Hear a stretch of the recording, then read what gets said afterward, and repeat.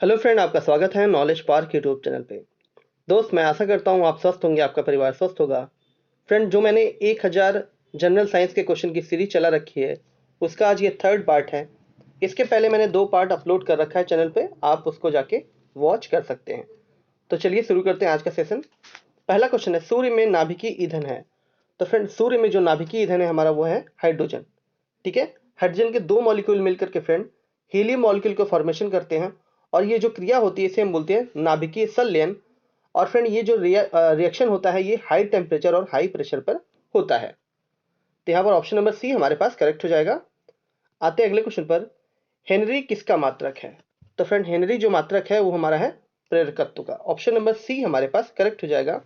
बात की जाए विद्युत धारिता की, तो विद्युत धारिता का जो मात्रक होता है वो होता है फैरेड, और प्रतिरोध का मात्रक होता है फ्रेंड ओम। और रेजिस्टेंस इक्वल टू हमारा होता है रो एल बाई ए। ये भी फॉर्मूला आप याद रखिएगा। अगला क्वेश्चन हमारा है, खाना पकाने के बर्तनों के नीचे का भारी जो हिस्सा होता है वो काला क्यों छोड़ दिया जाता है? तो फ्रेंड, ब्लैक जो होता है वो एनर्जी को एब्जॉर्ब करता है। ठीक है। काला जो सरफेस होता है वो एनर्जी को अच्छे से ट्रैप कर लेता है, इसलिए जो बॉटम का सरफेस होता है उसे हम काले कलर का रखते हैं। तो ऑप्शन नंबर डी हमारे पास करेक्ट हो जाएगा। काली जो सतह होती है उष्मा की अच्छी अवशोषक होती है। ठीक है। अगर बात की जाए वाइड बॉडी की, तो वाइड बॉडी जो फ्रेंड क्या करती है, ये रेस को क्या करती है, रिफ्लेक्ट करती हैं। बट ब्लैक बॉडी क्या करती हैं, ये एब्जॉर्ब करती हैं। अगर ब्लैक बॉडी है और साथ में क्या है, वो रफ भी है, तो और ज्यादा एनर्जी को वो ट्रैप करेंगे अपने में। आते हैं अगले क्वेश्चन पर। भाप से हाथ अधिक जलता है अपेक्षाकृत उबलते जल से। तो फ्रेंड, यहाँ पर जो भाप होता है उसमें लेटेंट हीट क्या होता है फ्रेंड, वो ज्यादा होता है। इस वजह से जब आदमी भाप से जलता है तो उसमें क्या फ्रेंड होती है, ज्यादा जलन होती है as compare to boil water से। तो यहाँ पर ऑप्शन नंबर ए हमारे पास करेक्ट हो जाएगा।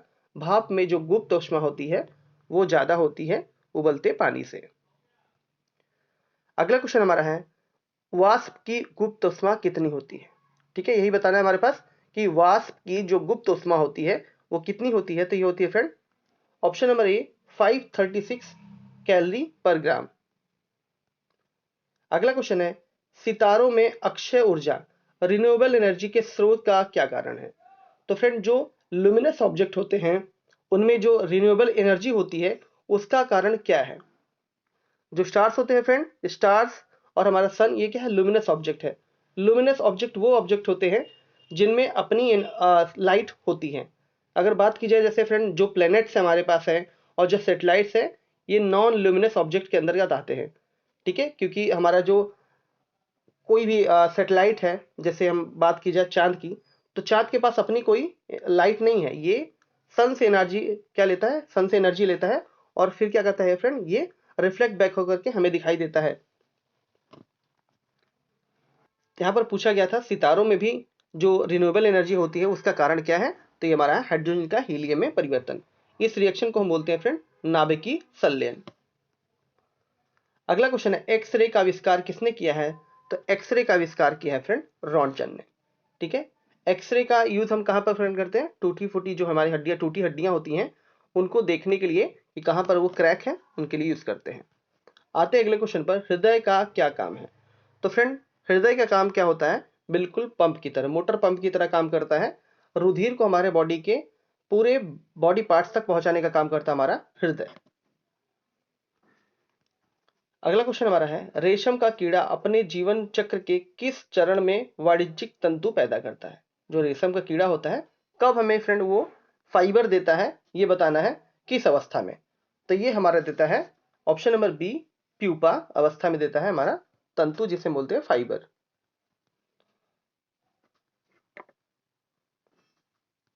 अगला है, हाइड्रोपोनिक्स किससे संबंधित है? तो हाइड्रोपोनिक्स का संबंध है फ्रेंड ऑप्शन नंबर ए, मिट्टी के बिना पौधों की वृद्धि से। ठीक है, तो ऑप्शन नंबर ए हमारे पास करेक्ट हो जाएगा। हाइड्रोपोनिक्स बोलते हैं मिट्टी के बिना पौधों में की वृद्धि करने से। अगला क्वेश्चन है, क्यूसिक से क्या मापा जाता है? तो फ्रेंड, क्यूसिक से हम मापते हैं जल की मात्रा। ठीक है, जल का बहाव मापते हैं। ठीक है, ऑप्शन नंबर सी हमारे पास करेक्ट हो जाएगा। जल का फ्लो किस में मापते हैं फ्रेंड? क्यूसेक में हम मापते हैं। लैंप की बत्ती में तेल किसके कारण ऊपर उठता है? तो फ्रेंड आपने देखा होगा जो कॉटन के कपड़े होते हैं उनको अगर हम एक तरफ से भिगोएं तो उस पे धीरे धीरे वो क्या करते हैं, पूरा कपड़ा हमारा भीग जाता है। ऐसा किस कारण होता है फ्रेंड? ये हमारा होता है केशिकत्व के कारण। जो स्मॉल कैपिलरी ट्यूब होती हैं उसके अंदर होती हैं, उसी की वजह से ये पानी क्या होता है फ्रेंड, ऊपर की तरफ चढ़ा आता है। तो यहाँ पर पूछा था लैंप की बत्ती में तेल ऊपर किस लिए चढ़ता है, तो केशिकत्व की घटना के कारण होता है।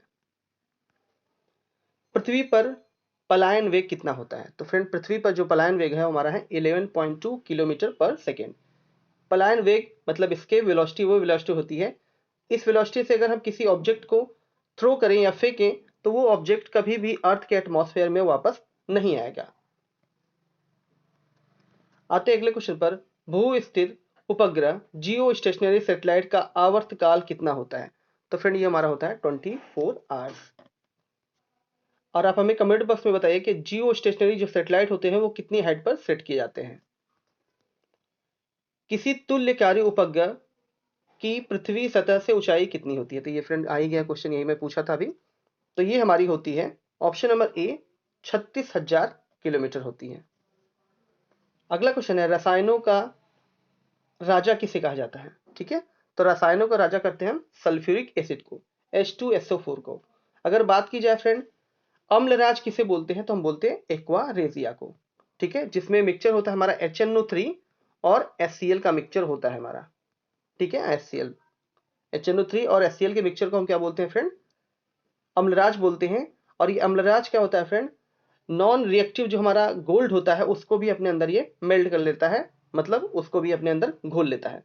बाकी गोल्ड बाकी किसी के साथ रिएक्शन शो नहीं करता, बट अम्लराज के साथ फ्रेंड, क्योंकि ये फॉर्मेशन करता है नेसेंट क्लोरीन का, और ये नेसेंट क्लोरीन क्या होती है, उसको कोरोजन इतना फास्ट होता है फ्रेंड कि वो अपने अंदर इसको क्या करता है, मेल्ट कर लेता है।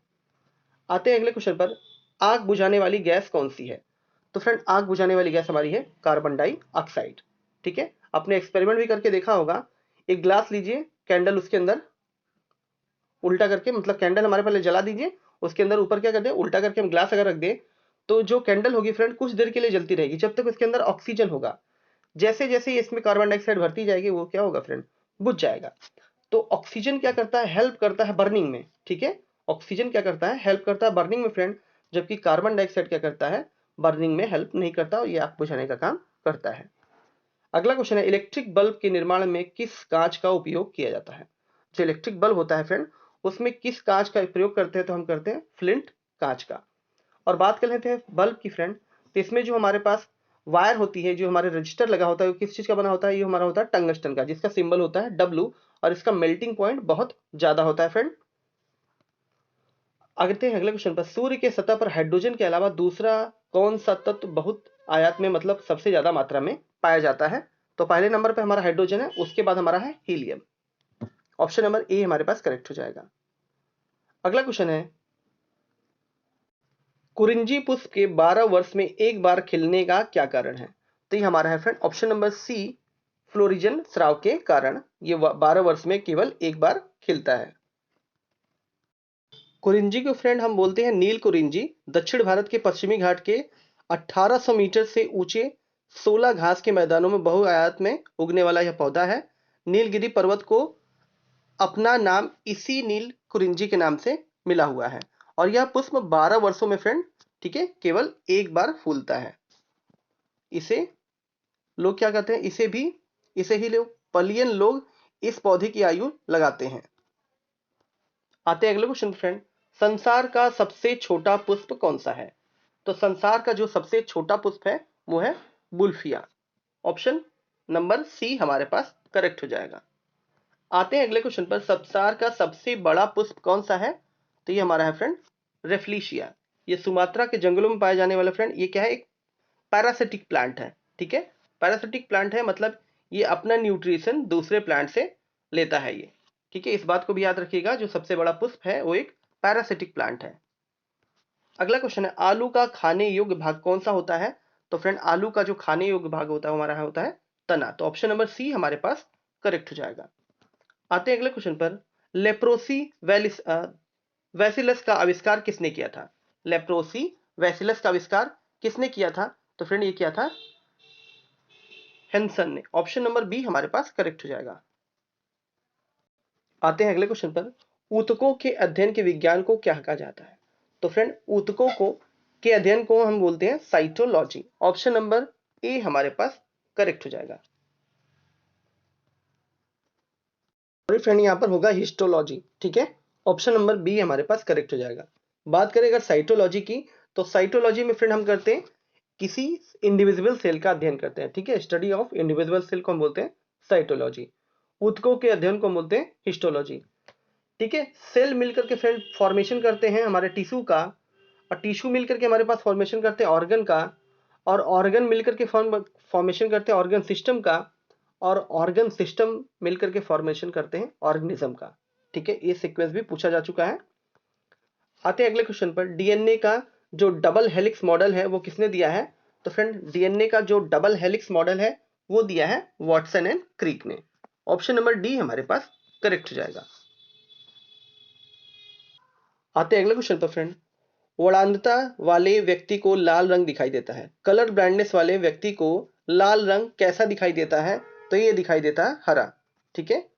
तो फ्रेंड कलर ब्लाइंडनेस जो होता है वो जेनेटिक डिसऑर्डर की वजह से होता है, मतलब अगर मम्मी पापा को है तो ये बीमारी बच्चों में भी हो सकती है, और ये फ्रेंड कभी पूरी लाइफ साइकिल में ये कभी ठीक नहीं हो सकता ये। आते हैं अगले क्वेश्चन पर, एक कलर ब्लाइंडनेस किसी को हुआ है, पुरुष को एक सामान्य महिला से विवाह करता है, ठीक है। एक कलर ब्लाइंडनेस वाला व्यक्ति सामान्य महिला से विवाह करता है, तो ये कलर ब्लाइंडनेस के लक्षण किस में उत्पन्न होंगे? पुत्रों में, पुत्रियों में, पुत्रों के पुत्र में, पुत्रियों के पुत्र में, ठीक है। मैंने बताया था कि ये जेनेटिक डिसऑर्डर की वजह से होता है फ्रेंड, तो ये होगा पुत्रियों के पुत्रों में। ऑप्शन नंबर डी हमारे पास करेक्ट हो जाएगा, ठीक है। क्वेश्चन ठीक से पढ़ लीजिए फ्रेंड, यहाँ पर पूछा है कलर ब्लाइंडनेस वाला अगर व्यक्ति किसी सामान्य महिला से अगर शादी करता है तो ये जो डिजीज है ये किसको हो सकता है? तो जो इससे पुत्रियां होंगी उनके पुत्रों को ये बीमारी हो सकती है। आते अगले क्वेश्चन पर फ्रेंड, फलों को पकने से पहले गिरने पर कुछ मामलों में उपज की महत्वपूर्ण हानि होती है, इससे इसके किसके द्वारा रोका जा सकता है? तो ऑक्सीन के छिड़काव के द्वारा इसको रोका जा सकता है। क्योंकि देखा होगा फ्रेंड आपने, कई बार क्या होता है, फलियां तो बहुत ज्यादा लग जाती हैं बट वो इंड समय तक पूरी नहीं रहती है, फलियां क्या होती है बीच समय ही गिर जाती हैं।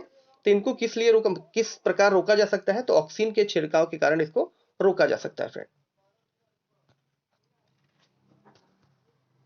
आते हैं अगले क्वेश्चन पर, किस प्रक्रिया के का प्रयोग पौधे रात में ऊर्जा प्राप्त करने के लिए करते हैं?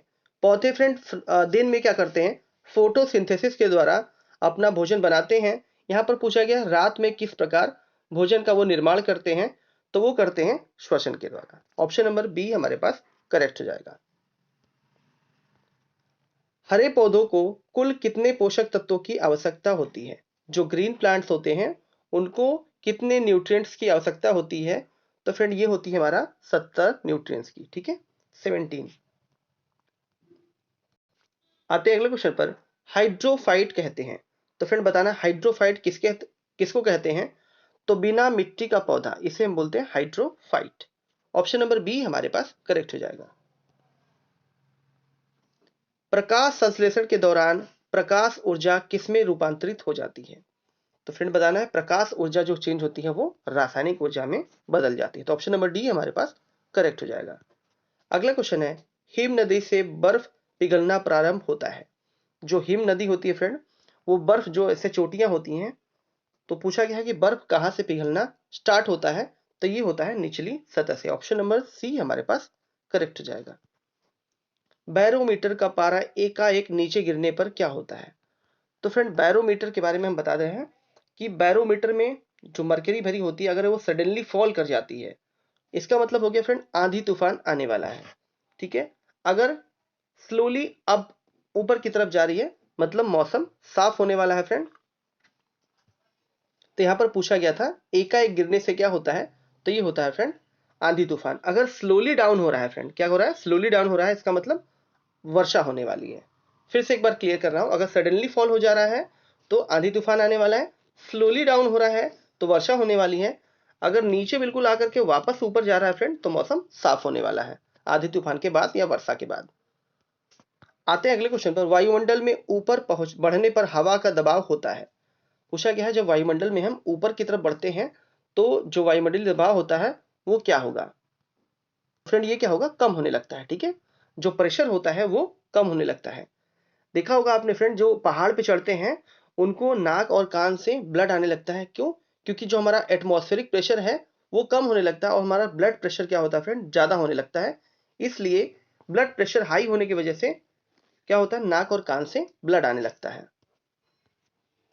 एक कटा हुआ हीरा क्यों चकमकाता है? तो फ्रेंड जो हीरा होता है उसके जो चमकता है उसका कारण हमारा है पूर्ण आंतरिक परावर्तन।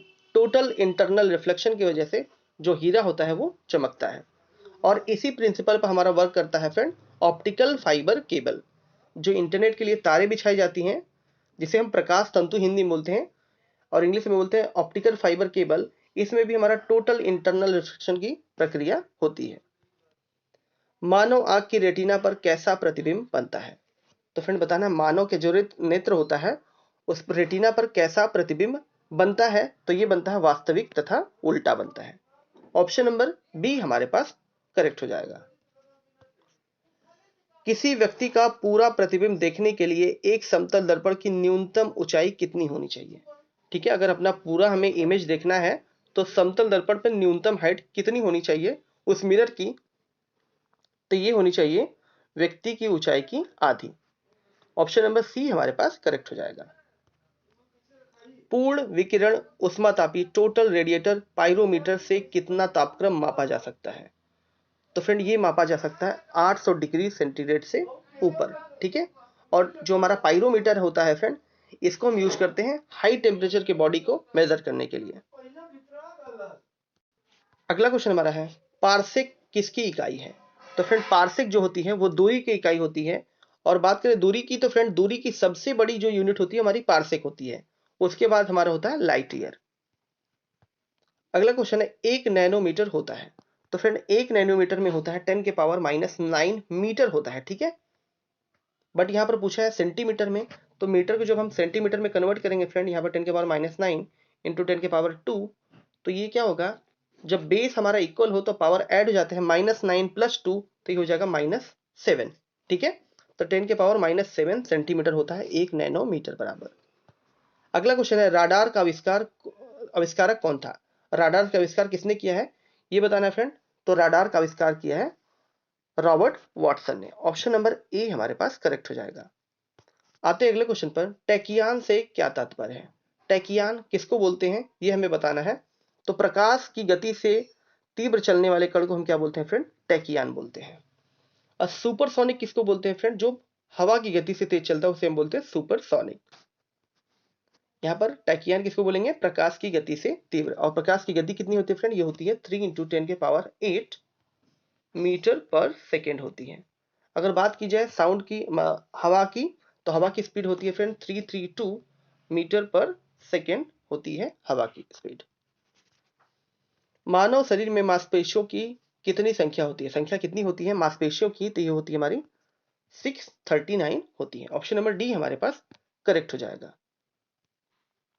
आते अगले क्वेश्चन पर, मानव शरीर में कुल कितनी हड्डियां होती हैं? तो ये काफी इजी क्वेश्चन हो गया। तो ये होती है 206।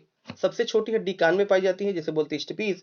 और सबसे बड़ी हड्डी जो होती है फ्रेंड वो हमारी होती है फीमर, जो पाई जाती है जांग में। और जो कान में होती है फ्रेंड वो होती है उपास्थि, जिसको हम बोलते हैं कार्टिलेज। एंजाइम मूल रूप से क्या होते हैं? जो एंजाइम होते हैं वो मूल रूप से क्या होते हैं? तो ये हमारे होते हैं प्रोटीन। ऑप्शन नंबर बी हमारे पास करेक्ट हो जाएगा। और एंजाइम का काम क्या होता है फ्रेंड? भोजन को पचाना सॉरी। कोलेस्ट्रॉल किससे संबंधित है? बताना है फ्रेंड, कोलेस्ट्रॉल किससे संबंधित है? तो कोलेस्ट्रॉल का संबंध है हमारा वसा से। ठीक है, कोलेस्ट्रॉल अगर हमारी बॉडी में बहुत ज्यादा बन रहा है, मतलब हो जाता है उसकी क्वांटिटी, तो हार्ट अटैक और हाई ब्लड प्रेशर का खतरा बढ़ जाता है। अगला क्वेश्चन है, पालक के पत्ते किसके प्रबल स्रोत हैं? तो पालक के पत्ते विटामिन नहीं आयरन के अच्छे स्रोत है। तो ऑप्शन नंबर सी हमारे पास करेक्ट हो जाएगा। पित्त कहाँ से स्रावित होता है? तो फ्रेंड बताना, पित्त कहाँ से स्रावित होता है? ये होता है हमारा यकृत से। ठीक है, ऑप्शन नंबर ए हमारे पास करेक्ट हो जाएगा। तो फ्रेंड आपको वीडियो कैसा लगा कमेंट बॉक्स में जरूर बताइएगा। साथ ही साथ अपने दोस्तों के साथ और जितने भी आपके साथ एजुकेशनल ग्रुप जुड़े हुए हैं उसमें इस वीडियो को शेयर कीजिए। अगर आपने हमारा चैनल सब्सक्राइब नहीं किया है तो उसको भी सब्सक्राइब कर लीजिए। Thank you.